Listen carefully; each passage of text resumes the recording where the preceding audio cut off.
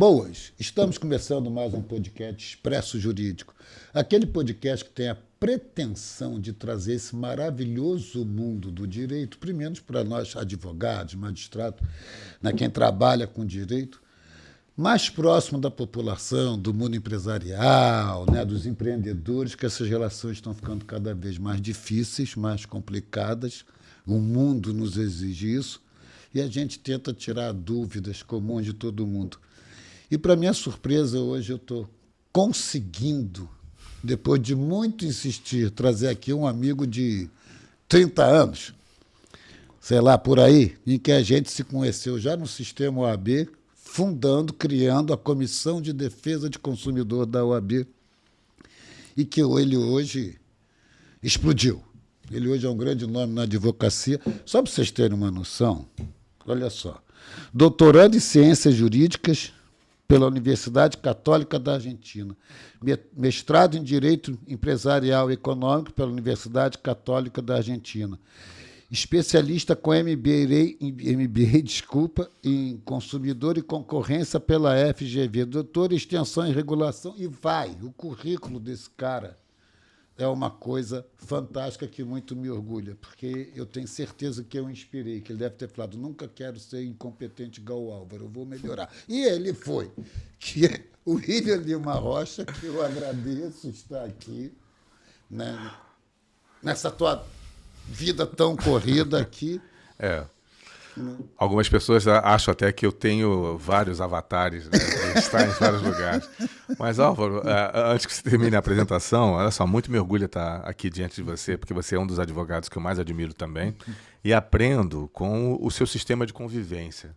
Você consegue, acho que, conviver com todas as gerações. E você tem muita história, e você traz muita história. Nós temos muitas histórias em comum. Na verdade, nós nos conhecemos ainda, o cabelo era escuro. É por isso que ele falou isso. Tinha. Vocês terem uma noção, olha, para onde a gente vai caminhar, o William hoje é DPO da Junta Comercial do Rio de Janeiro, e a gente vai falar muito do trabalho que ele desenvolveu lá, claro, com toda a equipe da Junta, responsável pela proteção de dados, do Flamengo, do Vasco, do Fluminense, entre várias outras organizações, diretor de Inclusão Digital e Inovação da OAB do Rio de Janeiro, coordenador de Direito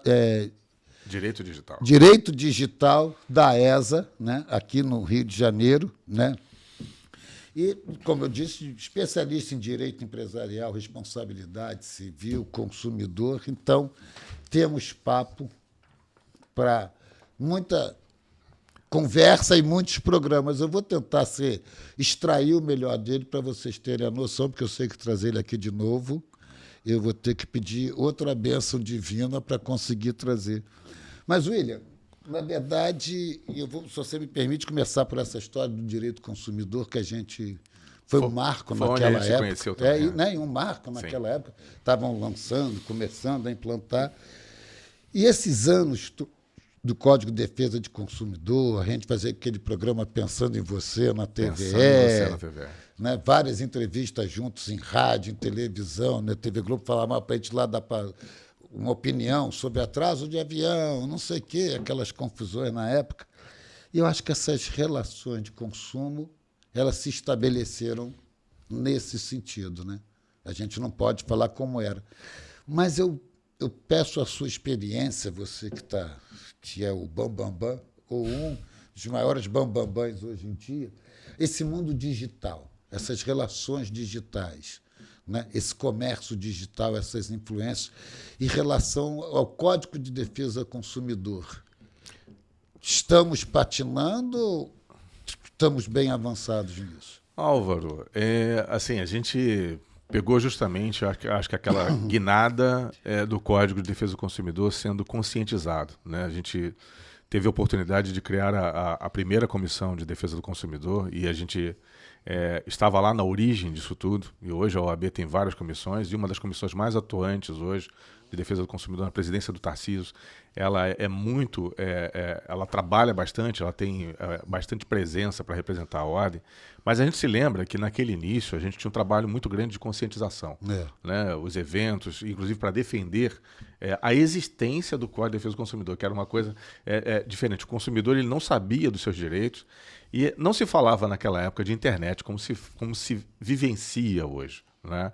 Então, o indivíduo, quando comprava alguma coisa à distância, ele sofria com a entrega de um produto que não era aquele que ele escolheu, então ele tinha algumas experiências negativas, e para falar mal ele tinha alguns recursos que era televisão, rádio, etc., nos programas, e que tantas vezes nós fomos chamados para dar entrevista para explicar o direito do consumidor. E ao longo desses 37 anos, quase 40, do Código de Defesa do Consumidor, a gente pôde vivenciar uma transformação tecnológica muito grande.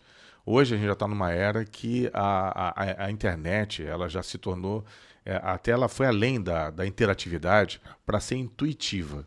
Então ela já sabe o que você quer, porque a experiência de consumo já está registrada em diversos likes que você deu na rede social, em diversas tentativas de compra que você fez, em vários lugares que você pesquisou, e tudo fica registrado a seu respeito. O seu CPF, o seu IP, os seus dados pessoais são rastreáveis por tudo aquilo que você compra, vê ou intenciona em comprar.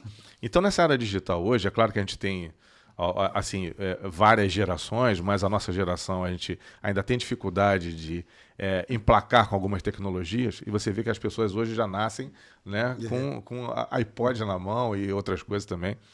E a gente vivencia, por exemplo, a oportunidade de um podcast. Então, quem pode, quem não pode, cast, né? É uma pegadinha muito ruim, mas assim, como a gente vivencia, a tecnologia traz a oportunidade da comunicação também. Então, hoje, o trabalho que você está fazendo aqui de orientar também as pessoas, de não caírem em determinados golpes, porque a era digital ela acabou abrindo uma janela de oportunidade para o golpista muito grande, que o golpista tradicional, da época do nascimento do Código de Defesa do Consumidor, ele tinha um esforço maior, porque nessa cadeia de pegar alguém que é desatento, né, pra gente não, algumas pessoas gostam de dizer que quem cai no golpe é o otário. Não, o desatento. É uma pessoa que não tem a noção, é a pessoa que não tem orientação. Então, assim, não é essa questão de você otarizar o indivíduo que sofreu lesão. Hoje, a pessoa que sofre golpe, ela sofre porque ela é induzida a erro através de um Pix que é feito na intenção de fazer alguma coisa, uma transferência para alguém que ele conhece, ou uma compra realizada que é possível. Algo que hoje a gente vê publicidade nas redes sociais, a gente vê hoje várias ofertas inundando a nossa rede social. É difícil encontrar um indivíduo hoje, Álvaro, que não esteja conectado. O celular hoje, eu sempre chamei o celular de algema social, porque nós éramos encontrados facilmente. Grande expressão. Né? Porque assim, você não tem como se libertar do celular. Algumas pessoas, inclusive, sofrem crise de abstinência quando o celular apaga. Aí você tem que levar para consertar, o celular danifica. E hoje as pessoas nos rastreiam, nos localizam pelo celular. Mas o celular hoje, para ganhar essa expressão até de algema social também, ele nos torna hoje escravizados, né, pela hiperconectividade. Nós não conseguimos mais deixar de obter notícias, informações, sem o uso do celular. Ele substitui os computadores, claro, mas a gente se torna dependente das informações. E, com isso também, tudo que vem nessa telinha cria aquela inspiração de, olha, uma oportunidade. Estamos no mês, inclusive, que é propício para isso, né? Black Friday, agora já não é mais uma única sexta-feira, é o mês inteiro de promoção. Aí você pensa assim, é uma oportunidade que eu não posso perder, e o golpista se aproveita disso. Então, a era digital hoje, ela trouxe uma exigência de mais cuidado. Então, pessoas que a gente não pode dizer que uma pessoa idosa ela é desatenta, porque algumas pessoas estão, inclusive, treinando a sua capacidade cognitiva para entender o que é inteligência artificial, chat GPT, Gemini, essas coisas todas, que está forçando todo mundo a entender, Álvaro. E a nossa geração, e a que está mais tempo que a gente aqui, está sendo obrigada a se conectar. Mas, infelizmente, a gente tem algumas percepções ainda de acreditar na boa-fé. Não, isso aqui é um anúncio verdadeiro, é algo compatível com isso. O Código de Defesa do Consumidor ele traz essa proteção, ele ainda persiste com essa proteção, é uma lei que já nasceu com uma vanguarda de proteção ao consumidor, e ela tem uma inspiração principiológica. E esses princípios prevalecem até hoje. a vulnerabilidade do consumidor, a questão do direito de arrependimento. Então, o que foi previsto pelo legislador original, de que alguém que não está vendo o produto ou presenciando a execução do serviço pode refletir e desistir a partir dessa reflexão, vale perfeitamente hoje para a área digital. Isso agora me fez lembrar, e aí também já boto como uma pergunta, uma vez que a gente estava numa palestra no BNDES e um advogado até novinho, né, do Walmart, Nossa. lembra? Ele dizendo que o Walmart nem comprava mais produto, ele alugava espaços na gôndola e que tinham microcâmeras que botava lá, sei lá, vinho. Aí o vinho melhor, com bom preço aqui, o outro não tinha uma lógica, né, de botar coisas nas gôndolas. Você falou isso, eu me lembrei, falava, então, e as câmeras em cima, então ele sabia. Eles ficavam vendo, o cara foi lá, comprou um vinho, saiu do vinho, foi para o queijo, do queijo foi, né, verdura, enfim. E aí ele falava isso que você falou, que eu me lembrei, que ele falava assim, aí o cara se entrega, porque ele pega o cartão dele e paga a conta.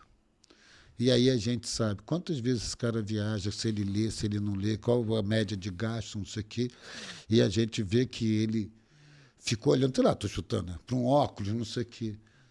Quando você passa esses dados para as empresas no dia tal, que sabe que é o bom do cartão dele, sabe o que ele tem disponível, manda para ele aquele óculos que ele quer pelo preço e fala... Oportunidade, ele vai e compra. Aquilo foi só um... Isso, naquela época, era crime. Eu me lembro que o mundo inteiro começou a discutir isso, etc. Isso evoluiu, melhorou, piorou... Porque isso você catapultar o cliente ali, o consumidor, que nem estava pensando naquilo. Álvaro, o que evolui na tecnologia é mais assim em prol das empresas e não...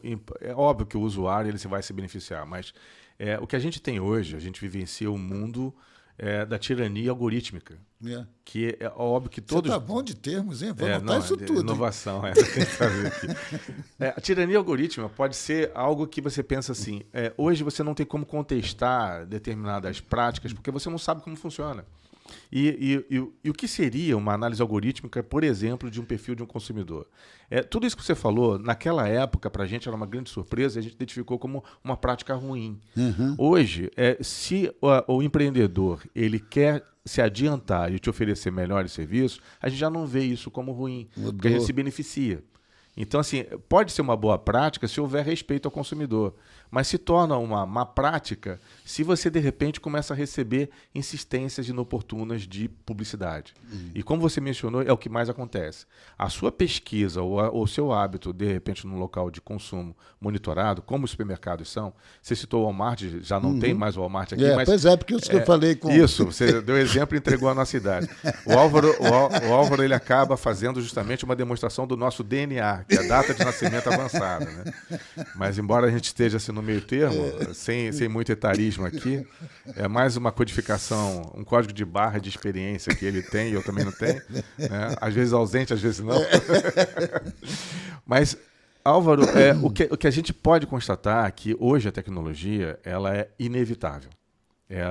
Outra expressão também que a gente vai empregar muito e na cultura jurídica é o determinismo tecnológico. Ou seja, você não tem como lutar, a não ser que você compreenda e peça justamente a aplicação regulatória dos limites de ética, de transparência, e é algo que a gente ainda não tem isso exposto.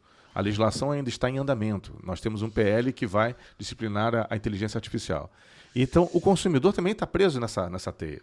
Porque se você vai hoje no mercado e você já vê que, de repente, se você abre o teu celular dentro do mercado, ele já sabe que você está naquele mercado e já vai disparar na sua rede social tudo que tem pertinente naquele local de compra. Então, você vai receber promoções que você já está ali, como você mencionou. Então, aquelas reflexões ou de existência de produtos vão inundar não só a sua rede social, porque como é que faz a análise algorítmica do seu comportamento?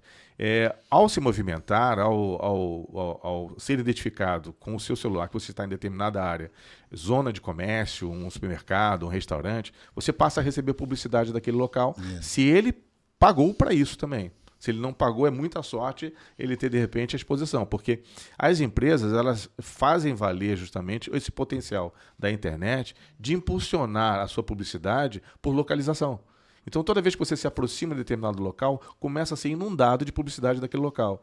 E se torna algo que, de repente, é atraente para o consumidor, porque ele, às vezes, quer pesquisar uma informação, já vem algo que está acessível. Mas isso barra aqueles comerciantes que não têm esse potencial de investimento em publicidade dentro do ambiente digital, eles acabam ficando para trás. E, às vezes, são até melhores.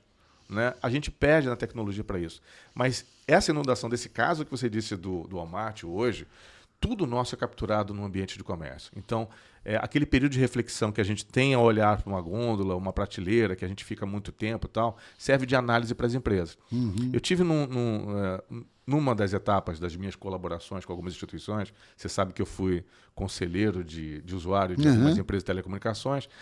Na Algar, eu tive... Pode falar a empresa aqui? Claro, lógico. Tá, na Algar, eu tive um acesso a um projeto que eles demonstraram que uma geladeira da Coca-Cola, a Coca-Cola encomendou uma fábrica como se fosse um laboratório de inteligência deles lá, que desenvolvesse uma geladeira com chip de localização, porque eles estavam tendo muito furto de geladeiras.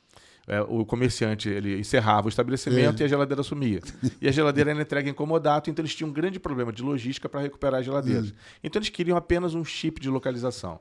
Aí a empresa lá que eles chamam de fomento à tecnologia, tal, que eu esqueci o nome, os nerds desenvolveram não só um chip de localização, mas distribuíram câmeras pela geladeira, isso tem um custo, mas a Coca-Cola encampou a ideia, porque a geladeira ela simplesmente monitorava qual tipo de refrigerante você pegava e já informava é uma verdadeira conexão por inteligência das coisas. Já informava, inclusive, a necessidade de abastecimento quando zerava a prateleira ou quando diminuía.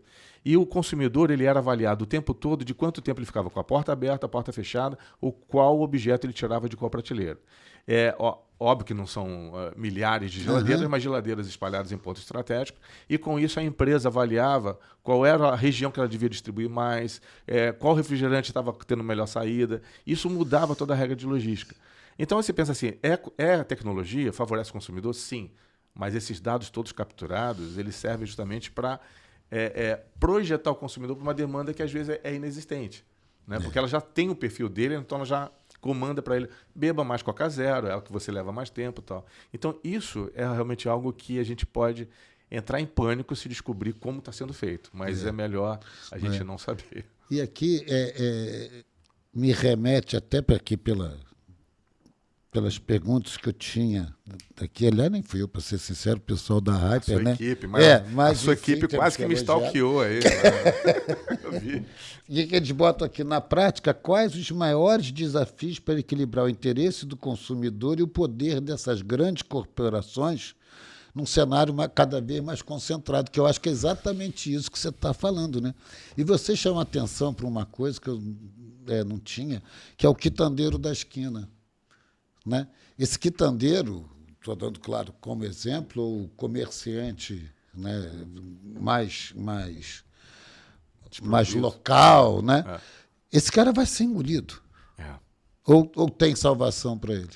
Não, assim, a tecnologia hoje, ela está trazendo um grande temor, né? Quando a gente fala em tecnologia, óbvio que envolve tudo isso que a gente está comentando aqui. Os pequenos produtores, os profissionais, até profissionais liberais, a nossa classe jurídica também, contadores, que não se adequarem ou não se familiarizarem com a tecnologia, eles tendem a ter muita dificuldade e, em curto espaço de tempo, essa dificuldade vai se tornar justamente em falta de oportunidade para alcançar o cliente. Então, hoje, o mundo digital ele é justamente a maior ponte de negociação e atração de cliente. Se aquele comerciante local, ele vai depender muito da confiança e da geração daquele grupo que convive com ele diariamente. Mas a tendência é que isso acabe. Então, quando eu digo curto espaço de tempo, vamos imaginar em menos de uma década, esse comerciante que não se enquadrar com a tecnologia, ele vai ter muita dificuldade de alcançar as gerações mais novas, que hoje elas não saem de casa para pedir pizza. Elas não vão usar o telefone, ninguém, é tudo pela internet, aplicativo, etc. Então, aquela pizzaria local hoje, elas já não, muitas delas já não ficam de portas abertas. Elas trabalham com o delivery. Então, assim, é a maior fonte de renda dela, porque elas têm plataformas, elas investem em publicidade. Então, hoje, o mundo digital ele vai trazer uma anonimização empresarial. Eles não vão mais existir como portas abertas. A não ser justamente o público tradicional que vai procurar restaurantes conceituados ou então critério da confiança, mas essa tendência de desaparecimento do comerciante local e do pequeno produtor vai exigir que ele se agrupe ou que ele invista realmente em tecnologia. Então, você citou o exemplo do quitandeiro, né? Hoje até as farmácias pequenas elas não conseguem concorrer com grandes redes de farmácia. Então, centros de distribuição afogam também pequenos empreendedores. Você me trouxe aqui, já há um tempo a gente entrevistou aqui o Michel Tawil, né, lá da Blumen, né, que também é um empresário assim, muito bem sucedido e cuida muito disso, está na FEComércio, cuidando de novos negócios. É o nosso representante da moda. Exatamente. E ele, uma vez aqui entrevistando, ele falou assim, a inteligência artificial hoje e o comércio ficam tão modernos, porque hoje o meu grande desafio como um cara de moda eu boto na internet ou no meu site lá o modelo, o que eu tenho que fazer? A pessoa hoje escolhe qual a gola que ele quer, qual é o tamanho da camisa, o número, a estampa, não sei. Meu desafio hoje nesse comércio eletrônico é preparar aquele modelo que o consumidor botou ali e a entrega, que na Europa eles já estão conseguindo fazer essas entregas em 48 horas. Quer dizer, você quer uma festa amanhã, você hoje faz aqui teu modelo, manda a loja, pum, entrega.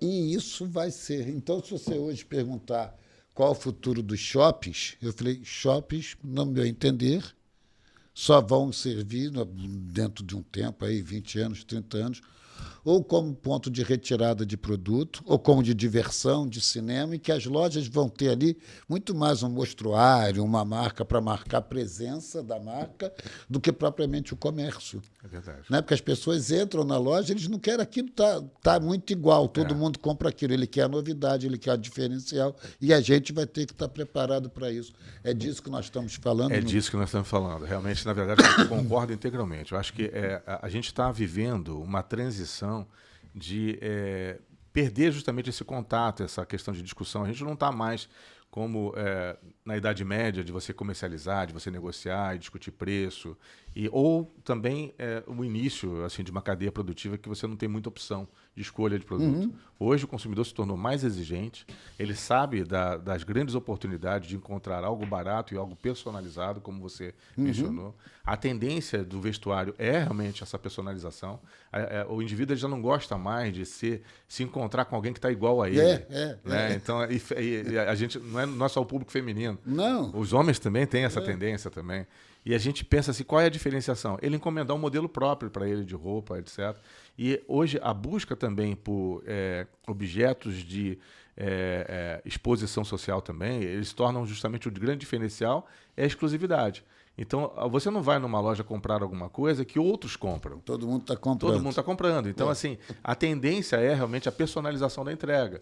Isso vai valer desde um relógio, simplesmente um relógio, ou então até um veículo. A tendência é que você escolha detalhes de cor, algo que seja personalizado. Então, isso a tecnologia vai proporcionar. E aqui me veio, em cima disso que você está falando, até porque você estava falando lá, né? Que foi representante, né, nos conselhos do consumidor, em vários conselhos, Telemar, etc, etc.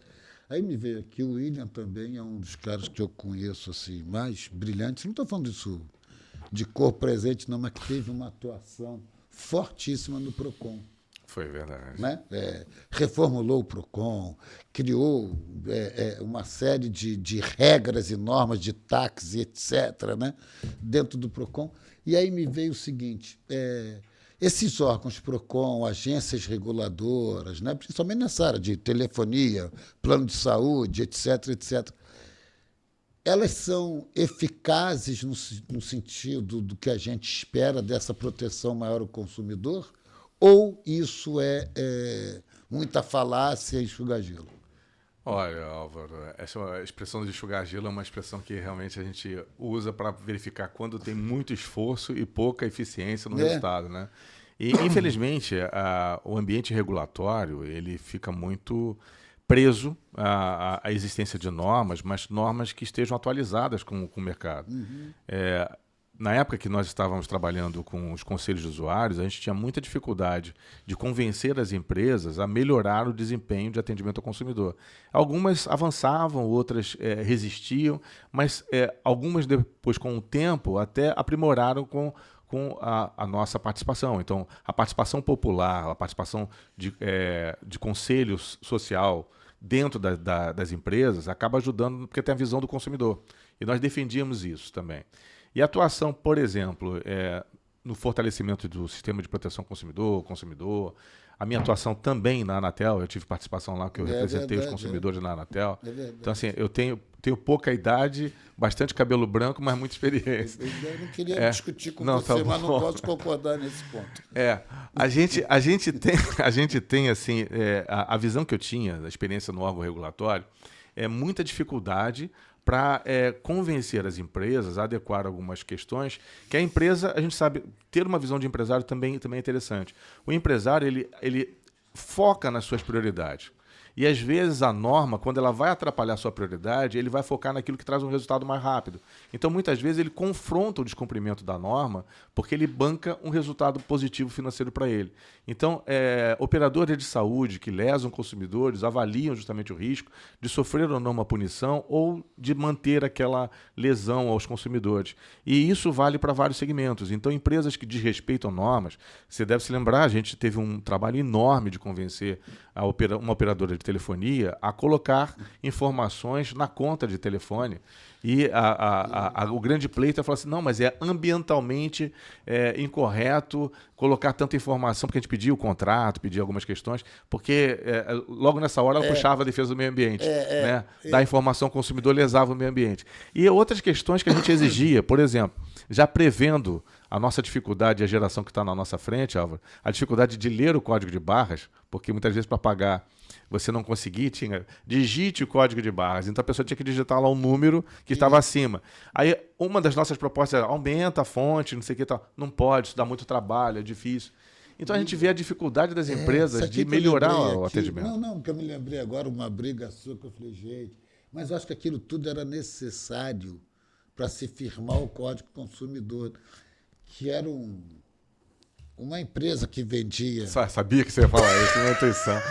A gente não vai falar o nome da empresa, mas assim, tinha uma empresa que ela estabelecia... Eu falava tanto isso, né? Cara, ela estabelecia... E acabou mudando, né? Você acabou ganhando, mudando. Ela estabelecia a tampa de uma determinada bebida, para a gente não lembrar aqui. Você tinha uma dificuldade de abrir. Vai tirar aquele plásticozinho assim do copinho. Né? Aí eu falava assim, gente, não é possível que um desenhista industrial não faça pelo menos uma abertura, algo que facilite a vida do consumidor. Então a gente tinha esse questionamento. Cai metade da refrigeração. E era verdade. Com certeza. E o William brigou por essa porcaria, reclamava. Eu falei, o William não tem mais nada sério para brigar, não. Pois é. Isso aqui é um absurdo.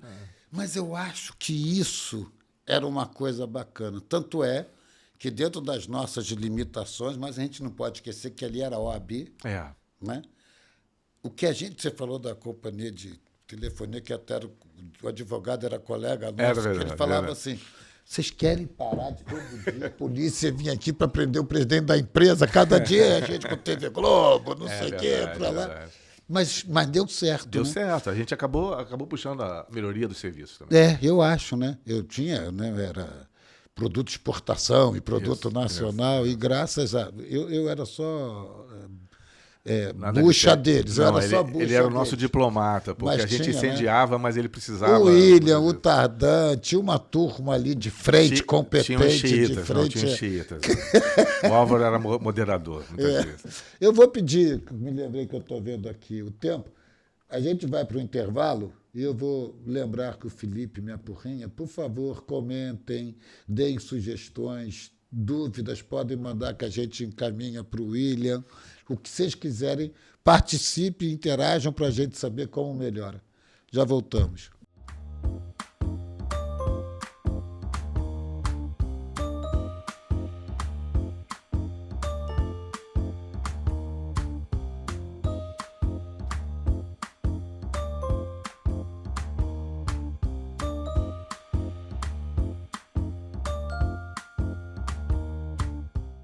Voltamos com o nosso Expresso Jurídico, aquele podcast que tem essa pretensão de unir esse fantástico mundo do direito com as dúvidas dos empresários, das pessoas e bate-papos deliciosos. E hoje, para quem está acompanhando a gente desde o princípio, eu estou aqui com o William Lima Rocha, que é, para mim, um dos grandes nomes nessa área de digital, de direito digital, de LGPD e consumo. Meu amigo, eu me orgulho muito dessa amizade de mais de 30 anos e ver o William nessa coisa do advogado, que eu me incluo um pouco nisso, que é aquele advogado raiz, combativo, né? Vamos embora, vamos fazer, vamos acontecer, não tem conversa não, né? E, obviamente, como pedindo a vocês para que deem sugestões, ideias, compartilhem, comentem para a gente poder ir aprimorando cada vez mais. Mas antes você estava falando, né, desse mundo, do mundo empresarial, a gente está falando de regulação, dessa legislação, mas você tocou numa coisa, William, que me chamou muito a atenção, né? É claro que isso é uma cadeia, e a gente nunca pode olhar o nosso fabricante, etc., né, como se fosse a ovelha negra dessa história, que não é, né? Você hoje, com essa bagagem toda que você tem, com essa experiência toda, né, de direito empresarial, direito econômico, etc., você fala, muito se fala hoje em segurança jurídica, nessa legislação complicada, né, investimentos, né, essas coisas. Como é que você está vendo esse mundo por essa ótica, né, do empresário, dessa legislação confusa, legislação tributária, trabalhista, blá, blá, blá. Como é que é esse mundo? Álvaro, esse é o grande tendão de Aquiles da gente incentivar alguém a empreender alguma coisa, né? Nós temos um sistema normativo muito burocrático, já foi pior, mas a gente hoje vive algumas expectativas de agilidade de abertura de negócio. A nossa economia ela é dinâmica, não é uma economia que pode ser regrada com tempos de fila, né? A gente até, lembrando do nosso consumidor, a gente se preocupava com o tempo de fila no banco e tudo. A gente não pode, por canetada, por exemplo, colocar taxa de juros. Lembra também, né? A nossa geração discutia ações para impor aos bancos a manutenção de 12% ao ano, etc. A economia ela tem uma regra própria, é uma regra que muitas das vezes é invisível. E o empresário é o que sofre mais com isso. A gente exige muito a proteção ao consumidor, mas a gente também não enxerga que o outro lado também tem que ter sustentabilidade. A gente não pode exigir que o empresário, a sua conta de existência, ele se sacrifique para manter uma regra ou uma obrigação para atender o consumidor. Então, com o tempo, é óbvio que a gente adquiriu isso com experiência. Hoje eu vivencio sobre o aspecto jurídico os dois lados. Eu atuo na área empresarial e já atuei bastante na área de defesa do consumidor e hoje eu enxergo a dificuldade de muitos empreendedores de se estabelecerem diante de tantas regras burocráticas. Posso testemunhar que assim, o papel que nós estamos fazendo na junta comercial é de facilitar a vida do empreendedor. A gente consegue hoje, em função da tecnologia e da diminuição de burocracia, porque a burocracia ela pode ser por cultura, sempre foi feita assim, ou pode ser, de repente, do empenhamento de retirar esses obstáculos jurídicos que existem. Então, existem regras regulatórias que atrapalham a abertura de negócio, que pode ser desde o campo do licenciamento ambiental, não estou dizendo que não deva existir, a vigilância sanitária ou até regras de bombeiro, mas a gente vê assim, é natural que existam isso, porque a preocupação de controle social é muito grande. Quando você fala em trazer segurança jurídica, eu não posso, irresponsavelmente, deixar que o empreendedor abra um negócio e cause dano. É claro. Mas eu tenho que pensar de uma outra forma qual é a responsabilidade social. Criar regras que comprovem que esse empreendedor está, no mínimo, consciente do risco da atividade que ele escolheu empreender. Então, um advogado, ele, por exemplo, ao alugar o escritório, montar sua banca e tal, ele não vai ter tanta nocividade de risco quanto, de repente, por incrível que pareça, um tatuador. Você vai fazer, mas não são empreendedores, prestadores de serviços? Sim, mas o tatuador está num ambiente que pode ter questões que envolvam a vigilância sanitária, risco para a saúde. Então, assim, dependendo da atividade profissional, as regras elas vão ser mais rigorosas ou não. E até o local onde ele quer, né? Que você não pode abrir, sei lá, escola perto de hospital, Isso. né? Num comércio de não sei o quê, no Isso. segundo, terceiro andar, mesmo que seja um prédio comercial. A nossa geração ela vivenciou o impedimento daqueles onde se jogava jogos eletrônicos. Exatamente. Que não podia ter tantos metros de escola, lojas, lembra disso? É verdade. Hoje já não tem tanta essa regra. E aí é muito engraçado, eu falo que né, você me traz duas reflexões nessa sua experiência, obviamente vocês já viram o William, também consultor, né, de grandes empresas, né, e falo isso não é fazendo nem propaganda profissional, não, até porque não precisa, porque todo mundo sabe da competência dele. Mas aquela coisa da sensibilidade que eu me lembrei que você, na Juscerja, lógico, com a equipe da Juscerja, você conseguiu reduzir o número, né, tempo de se abrir uma empresa, uma firma, que era coisa de meses para minutos.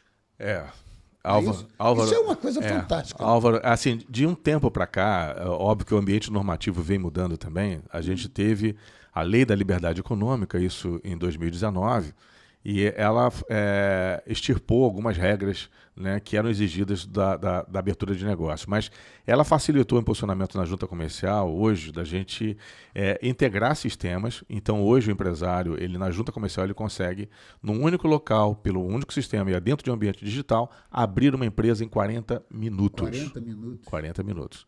Então, a gente pensa isso é assim... Brasil ou só Rio? Não, isso é a junta comercial do Rio de Janeiro, a junta comercial de São Paulo pode ter um outro prazo, pode ter uma diferença, mas isso vai estabelecendo no ambiente de negócios, pelo menos uma diminuição de tempo significativo. Porque quando tinha uma avaliação internacional sobre tempo de abertura de empresa, o Brasil ele ficava muito mal avaliado. Então, o empreendedor, para decidir abrir um negócio no Brasil, ele esperava justamente uma oportunidade na economia, né, um negócio para tratar, de repente, um evento internacional que vai acontecer no Rio de Janeiro. Ele precisa, de repente, abrir uma agência de viagens aqui no Rio de Janeiro. Aí, quando ele vê o tempo de abertura, ele desiste. Porque ele pensa assim, não vai dar tempo de abrir esse negócio, há tempo de ocorrer determinado evento.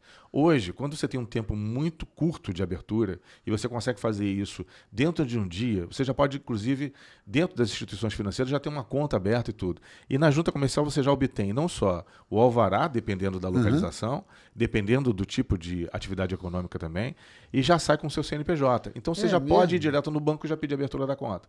Então, hoje o ambiente de negócio está muito mais ágil. E a gente conseguiu, com essa tecnologia, Álvaro, exportar isso também para a advocacia. Eu ia falar isso.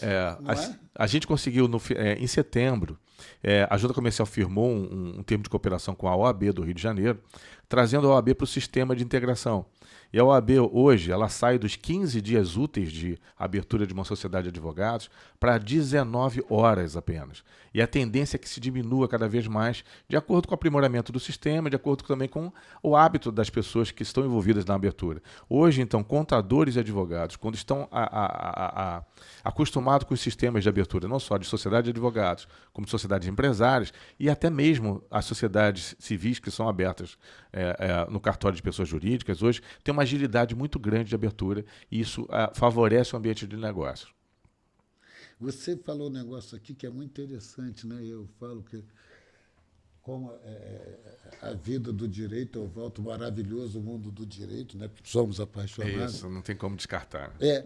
Olha aqui que você estava falando que eu nunca tinha pensado nisso. A agilidade de você abrir uma firma, a importância disso, ainda mais falando de Rio de Janeiro, né, que eventos, congressos, feiras, shows, como é que viabiliza comércio, negócio, dinheiro, né, para a cidade, para o Estado, aqui dentro, e é o olhar atento, é o olhar cuidadoso de quem está ali, perceber isso, né, e não é para eu ter menos trabalho, não, eu estou gerando negócio, comércio, né?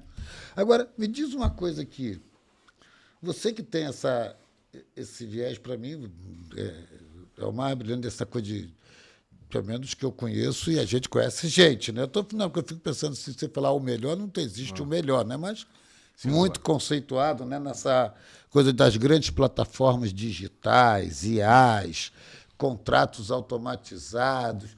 Como é que você vê também esse mundo de IA, né? De essa automatização tão grande de quase tudo, eu, aos 67 anos, eu fico apavorado quando eu vejo, e não digo pelo uso pessoal, não, eu digo da gente tirar o olhar humano, a sensibilidade dentro disso. Mas tu é um velho.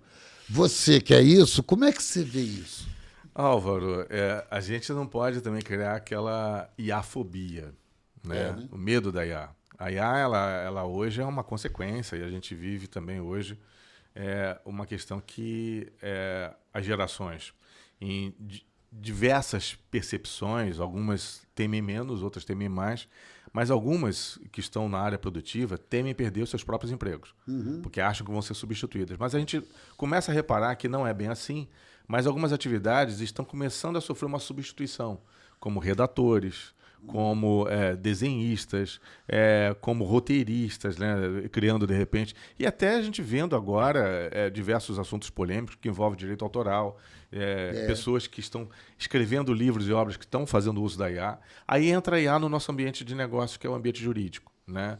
Advogados peticionando com o uso de IA, juízes elaborando sentenças com o uso de IA, médicos que fazem justamente edição de consultas por uso de IA. Então, não estou falando nem o paciente, porque o paciente também faz isso antes de ir ao médico. Ele já chega contestando o médico, dizendo assim, mas eu vi, o meu chat GPT disse que eu tenho isso. Eu vi ontem, né, tomando café, um empresário bem-sucedido, falando que eu estou, enfim, qualquer problema lá de saúde. E aí eu fui lá no Google e fiz uma pergunta, depois fui no IA, confirmei, fui na farmácia, falei, você está maluco, você não foi ao médico? Para que médico? Não precisa mais, né? Falei, gente, as pessoas estão enlouquecendo. Aí isso vem a sua pergunta. Né? O que a gente precisa? A gente precisa primeiro ter uma reflexão de que a IA ela veio para aprimorar o nosso bem-estar, né? A gente não tem que tratar a IA como inimiga.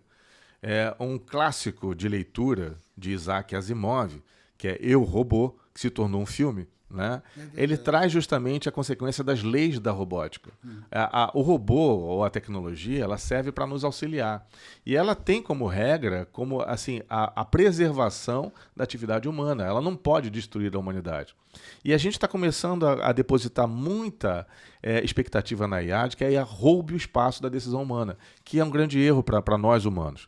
Porque a gente precisa impor como o império da decisão humana. Então, assim, toda IA, ao decidir, ela deve estar a serventia da decisão, por último, do ser humano.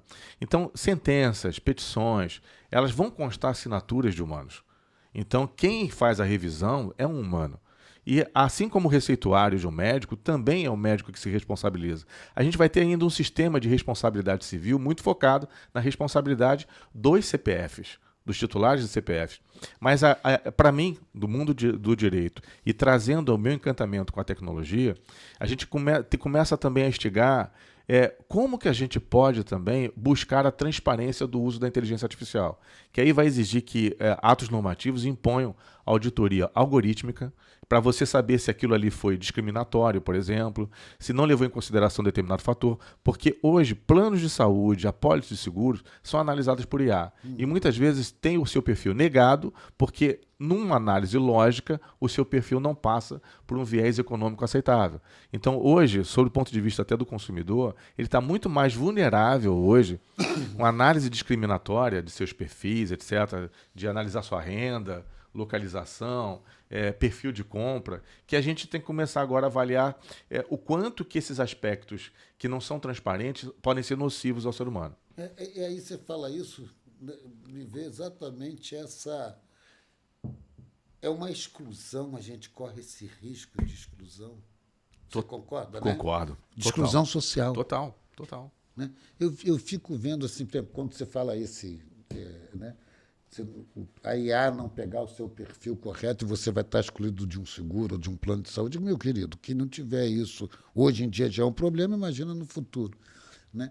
E aí me veio aquela história do cara, dos advogados, né, que a gente vê aqui no estado do Rio, né, e no tempo do Otávio, depois isso foi ampliado, criar os escritórios compartilhados, sim.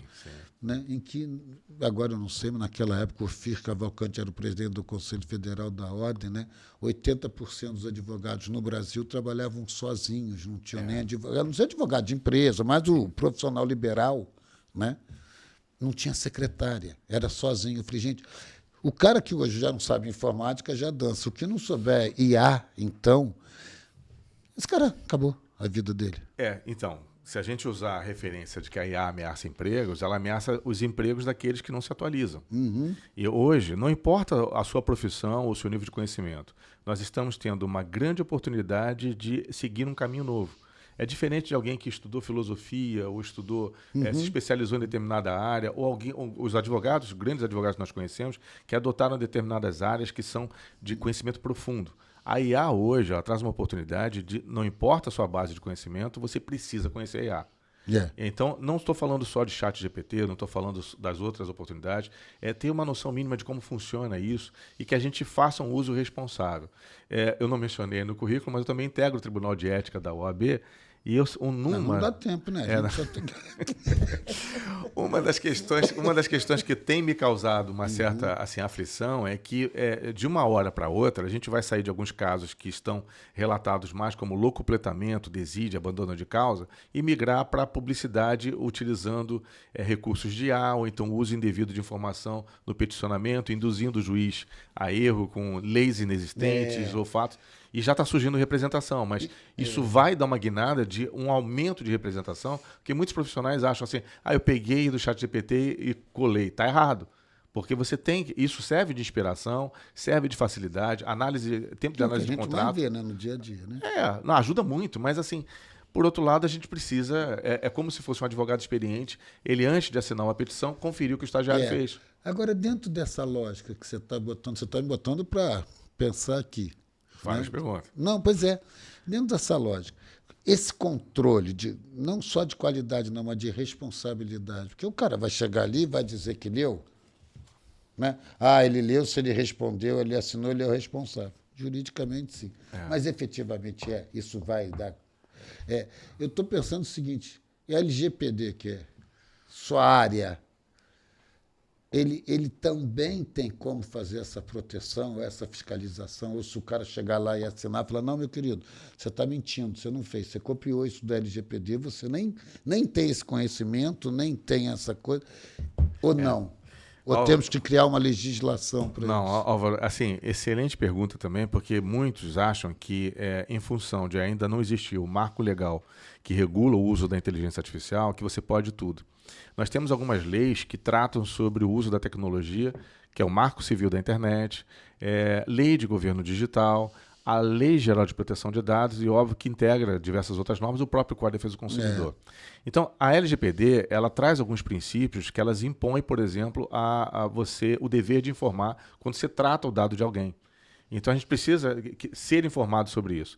E já traz uma oportunidade regulatória do uso da IA responsável. E, por falar em IA e inteligência artificial, aí vem um alerta aqui para os profissionais do direito e qualquer outra atividade, que a IA ela é muito sedutora, porque a gente encontra facilidade, pergunta... porque ela é facilitadora. Ela é facilitadora. Antes você só tinha o Google, que você perguntava e achava alguma coisa e tal, mas hoje não, você pergunta e já vem tudo pronto. Então, você analisa um contrato, faz uma petição, dá um parecer. Só que tem um detalhezinho, a LGPD, ela impõe aos profissionais que são os agentes de tratamento, que aí os escritórios de advocacia entram nessa, os contadores, as empresas, que a gente não pode subir para a consulta na IA dados pessoais e muitas das vezes dados pessoais sensíveis, que exigem um rigor maior no tratamento, para uma consulta de IA. Por que isso? Porque a maior parte das pessoas usam IAs gratuitas. Não tem um contrato que impõe uma responsabilização e não tem a menor noção de onde se armazena isso. E quando você treina uma IA, você está justamente jogando esses dados para um data center que provavelmente não está no território brasileiro e que a Big Tech que controla essa IA vai fazer o uso dessas informações. Então, se você é um profissional ético e faz uso adequado da tecnologia, minimamente você vai ter que contratar uma IA, usar um contrato que traga responsabilização. E que, em função de cumprimento desse contrato, você também saiba de como usar a consulta dessa IA. Não submeter dados pessoais em consulta, porque isso já é uma violação à LGPD, isso pode trazer responsabilização. A autoridade, que agora é a Agência Nacional de Proteção de Dados, ela está vigilante sobre isso. E ela já está atuante? Né? Bastante. Em função dessa oportunidade aqui, ela está com foco em casos de grande repercussão, como teve um mega vazamento de 200 milhões de CPFs que vazaram. Aí a gente pensa assim, toda vez que alguém me pergunta assim, mas eu não dou meu CPF em lugar nenhum, eu falo assim, você não precisa se preocupar. Seu CPF já foi vazado. Todos já sabem do seu CPF. É óbvio que quando você dá o seu CPF na farmácia, você confirma. Né?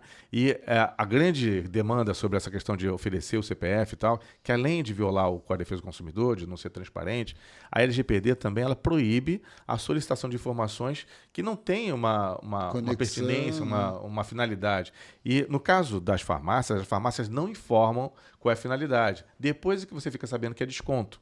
Mas não é o propósito inicial, não é o desconto. A obtenção desse CPF... captação dos seus dados. Captação para influenciar na decisão algorítmica de planos de saúde e seguradoras que acabam negando. De acordo com o produto que você consome na farmácia, é que você vai ter uma negativa de plano de saúde.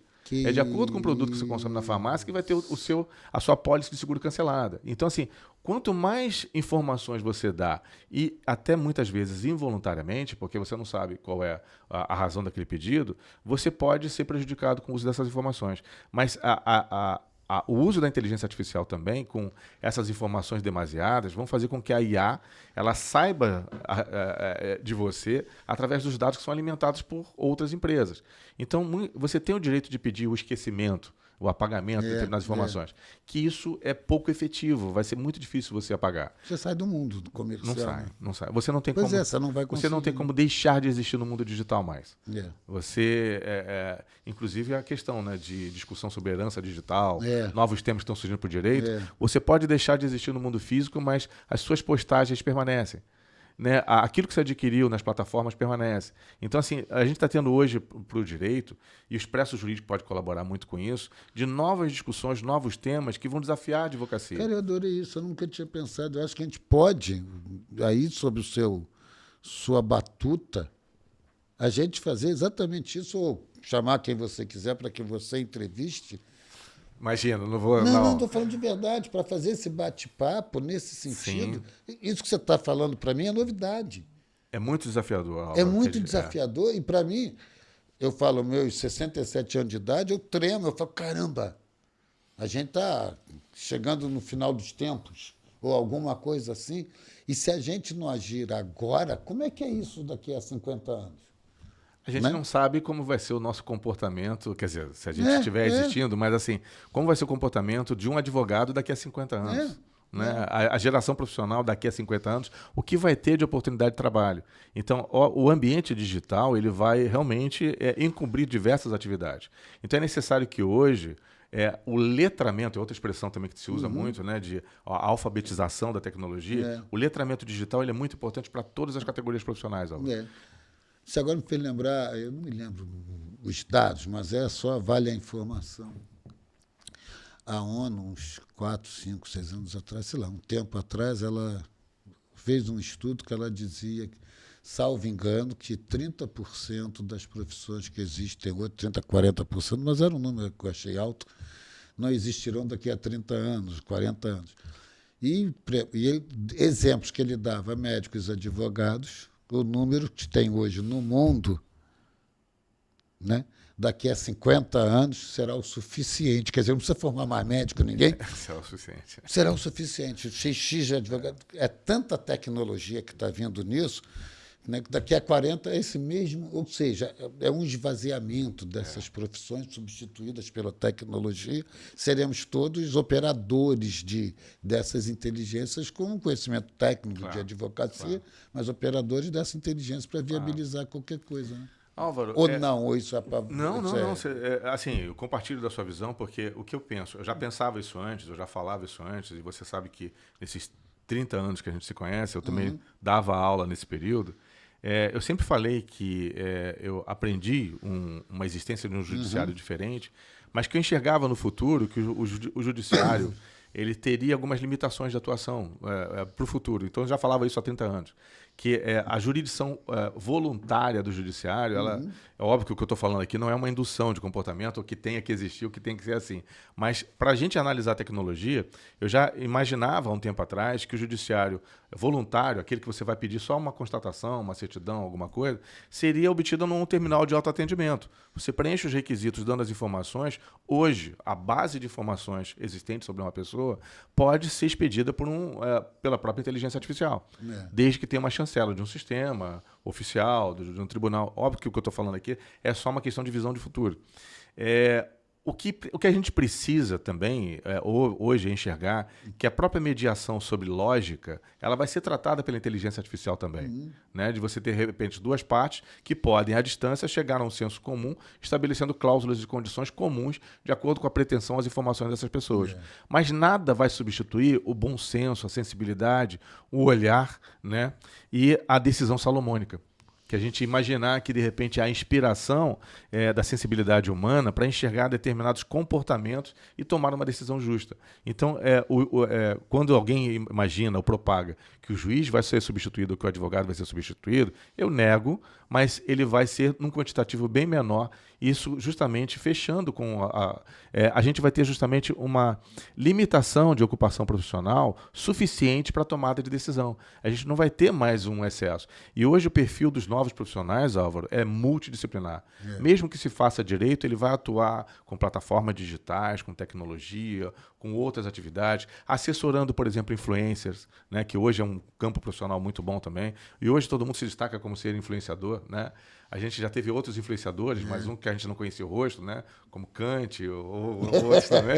Mas, enfim, é o que a gente tem na nossa geração. Agora, eu olhei para ali e vi que a gente... Está chegando, né? Está estourando o tempo ali. Para a gente finalizar, toda essa sua excelente bagagem cultural, né, no campo consumidor, empresarial, econômico, essa tua experiência, né, de grandes empresas, atuar em grandes empresas, também na área governamental, né, dessas agências reguladoras, PROCONs, etc., etc. Eu fico pensando nessa sua visão, né, o que é que a gente tem que fazer, ou para onde é que está caminhando, né, esse encontro de interesses, né? Porque isso tudo tem que casar no final, senão, de alguma forma, boa ou ruim. Como é que você acha que a gente está caminhando? Para onde é que isso está indo no sentido mais lato, né, dessa história? É uma acomodação ou tem muita tormenta para vir para aí, em especial, né, para o empresário e o consumidor, né? E aí, só para... isso tudo que você está falando é só para...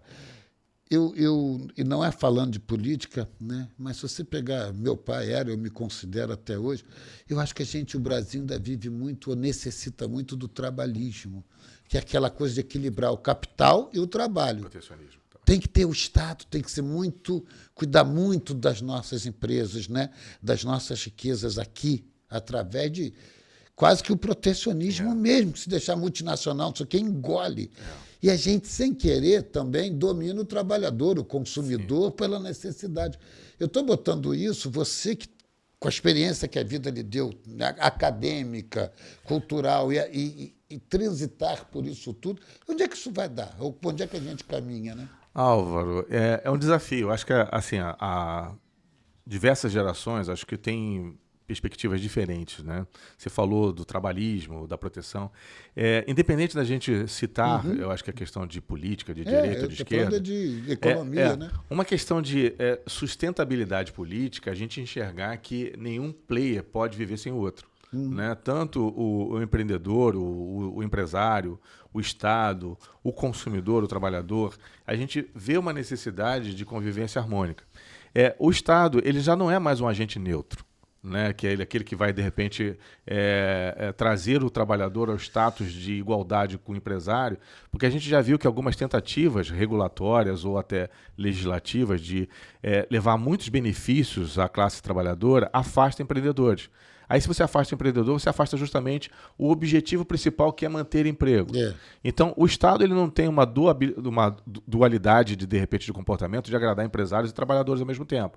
Esses ciclos políticos podem ter alguns governos mais progressistas, outros mais assistencialistas, outros mais liberais. Só que são etapas que servem o ciclo político. Mas se a gente enxergar... A função do Estado... A função do Estado tem que ser um pouco mais neutra. É sempre a mesma. Mas assim, o Estado ele também atua muitas vezes como fomentador, onde é escasso.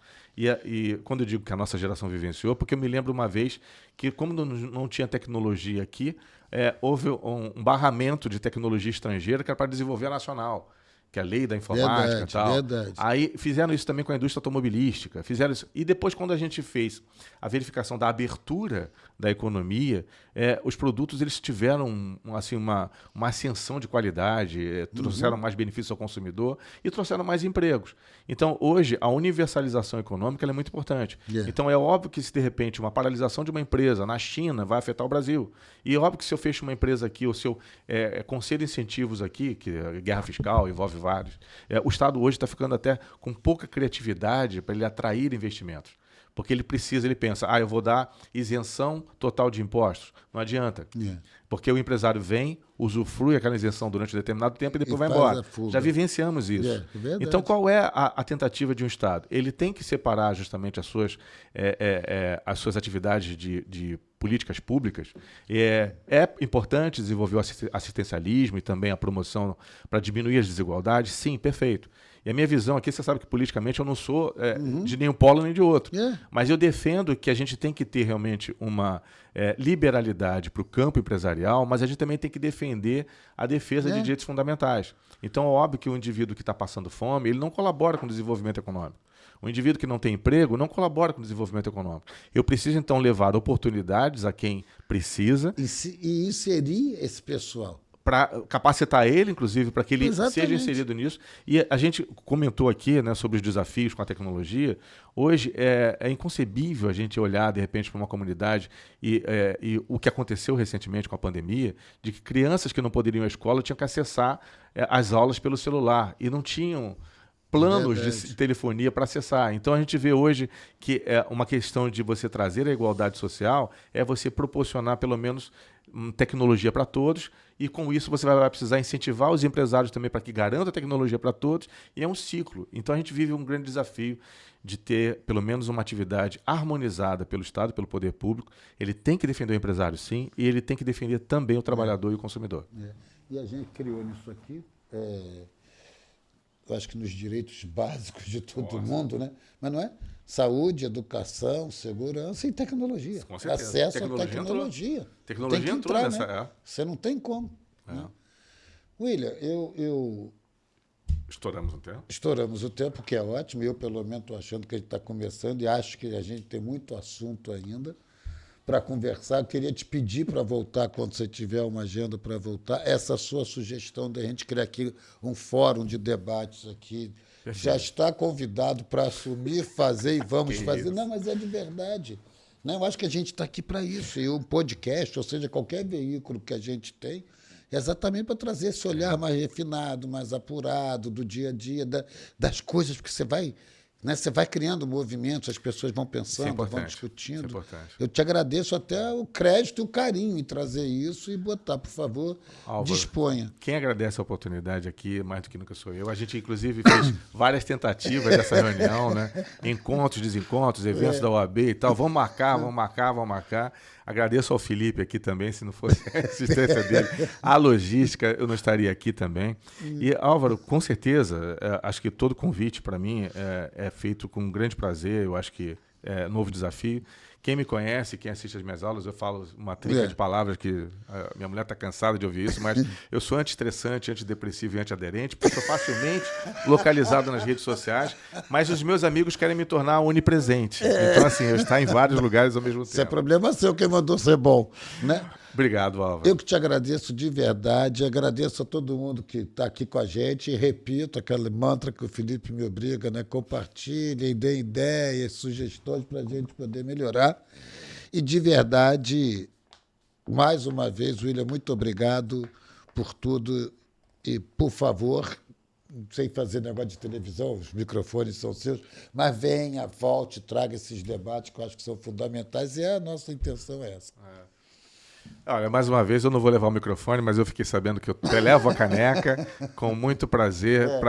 Se é uma coleção que a gente cultua também, eu já não faço mais coleção de canivete, mas assim, a coleção de caneca eu faço e com muito prazer vou levar essa aqui para minha coleção. Obrigado gente, também. Obrigado, um abraço. William, muito obrigado.